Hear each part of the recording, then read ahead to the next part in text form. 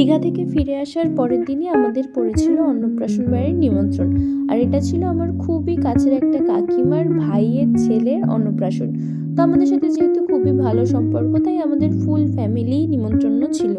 কিন্তু আমাদের সবাই সেই দিন আসতে পারেনি, সবাই একটু ব্যস্ত ছিল। আমি, আমার ঠাকুমা আর ভাই এসেছিলাম। আর এই দেখো, এই পুচকুটার ছিল অন্নপ্রাশন। আমি ক্যামেরাটা অন করেছিলাম আর ও কিন্তু ক্যামেরার দিকেই তাকিয়েছিল, আর কোনো দিকে তাকাচ্ছিল না। আমি তো ফার্স্টে গিয়ে ওকে মেয়ে ভেবেছিলাম, তারপরে নামটা দেখার পরে না বুঝলাম এটা ছেলে, মেয়ে নয়। আর দেখো, আমার পেছনে ছিল প্রচুর প্রচুর ফুলের বাগান। আমি বুঝি না এত সুন্দর সুন্দর ফুলের বাগানগুলো কি করে হয়। আমাদের বাড়িতে তো এত যত্ন করা হয়, এত সার দেওয়া হয়, তবে ফুল এত সুন্দর হয় না। ফুল হয়, তবে এত সুন্দর হয় না। তবে আমাদের আস্তে আস্তে এতটাই দেরি হয়েছিল যে সমস্ত ফুচকা স্টলের ফুচকা শেষ হয়ে গেছিলো। এটাই আমার দুঃখের কারণ ছিল।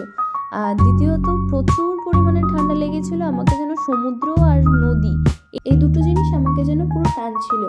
তার কারণ হচ্ছে, এর আগেই আমি এসেছিলাম একই নদীর ধারে পিকনিক করতে। পিকনিক যেদিনকে করতে এসেছিলাম সেদিনকে নদীর ঠান্ডা হাওয়ায় প্রচুর পরিমাণে ঠান্ডা লেগে গিয়েছিল। তারপরেই আমরা দীঘা গিয়েছিলাম, আর দীঘার সমুদ্রের পাড়ের ঠান্ডা হাওয়া খেয়ে আরও ঠান্ডা লেগে গিয়েছিল। তারপরেই আবার এসেছি পরের দিন নদীর ধারে অন্নপ্রাশন বাড়ি খেতে। একদম কালার হয় আর গায়ে গায়ে তখন একটা বেড়ার এই সাইড আর ওই সাইডটা ওখানে গাছগুলোতে কাগজ ফুল হয়েছিল, প্রচুর জাস্ট অল হয়েছিল, যার জন্য এই বাগানটা আরো দেখতে সুন্দর লাগছিল। দেখতে পাই কাগজ ফুল হয়েছিল। এই ফুলটা ছোট ছোট থেকে তারপরে না আছে কোনো গন্ধ, না দেখো কত চারিদিকে ফুলগুলার এতটাই ফুলের বাগানের জন্য এই গার্ডেনটা ফেমাস। এছাড়া এই গার্ডেনে তেমন কিছু ছিল বলে আমার মনে হয় না। খুবই একটা ছোট্ট ঘর ছিল। যারা ফুল ভালোবাসো, যারা প্রকৃতিকে ভালোবাসো, তারা কিন্তু এখানে আসতেই পারো। আমার ভাই যেহেতু খেলায় ব্যস্ত ছিল, তাই জন্য আমি পুরো বাগানটা ঘুরে ঘুরে দেখছিলাম। আর দেখো কত সুন্দর সুন্দর চারিদিকে ফুল ফুটেছে। আর এইটুকুনি গাছে কত জল পাই, নাহলে এটা আমরা কিছু একটা হবে, আমি ঠিকঠাক চিনি না। তোমরা যদি কেউ চিনে থাকো অবশ্যই কমেন্ট বক্সে জানিও। এছাড়াও অনেক পিটুনিয়া ফুটেছিল, অনেক কালারের পিটুনিয়া ছিল।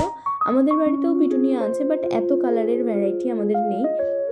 আর এই ছোট্ট ফুলগুলো কি, সেটা কিন্তু তোমরা অবশ্যই জানো। আর দেখো, এরা তো দুষ্টুমিতেই ব্যস্ত ছিল। আমরা ঠান্ডায় টিকতে পারছিলাম না, আর এরা দোলনা চড়ছিল। বাচ্চাদের শরীরে যে গরম বেশি, সত্যি এদেরকে দেখে আজ বুঝতে পারলাম। এরপরেই আমরা সকলে মিলে খেতে বসে পড়েছিলাম। আর আমাদের সাথে বসেছিল পুচকুর মা। তারপরেই মেনুতে ছিল ফার্স্টেই ভাত, ডাল আর ঝুরি আলু ভাজা। এই ঠান্ডা ঠান্ডা নদীর হাওয়া খেতে খেতে গরম গরম ভাত, ডাল, ঝুরি আলু ভাজা খাওয়ার মজাটাই আলাদা। খেয়ে নিয়ে তারপরেই চলে এলো পটল চিংড়ি।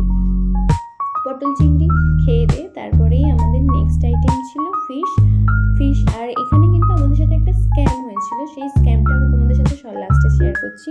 তারপরেই চিকেন দিয়ে ভাত খেয়ে নিলাম। আর আমাদের সাথে স্ক্যামটা হয়েছিল, আমাদের চাটনি, পাঁপড়, মিষ্টি তিনটেই দিতে ভুলে গিয়েছিল।